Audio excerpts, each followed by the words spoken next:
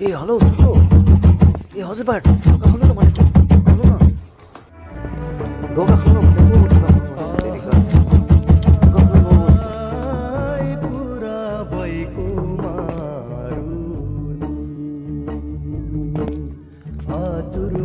फेरि ढोका खोल्नु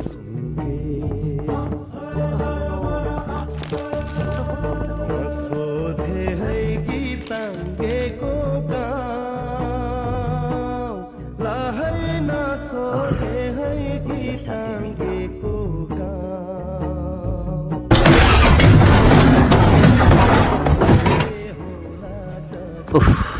तँलाई थाहा छैन होला ढोका बनाउने मान्छे खोज्नलाई कति गाह्रो पर्छ यहाँ। म र मेरो साथीहरू आज राति चिकुवाहरू भनेको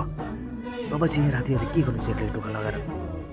हजुरबा भन्नु त टिभीको रिमोट चाहिँ कहाँ लुकाउनु पर्छ तपाईँले ग्रुप कसरी दिनुहोस् त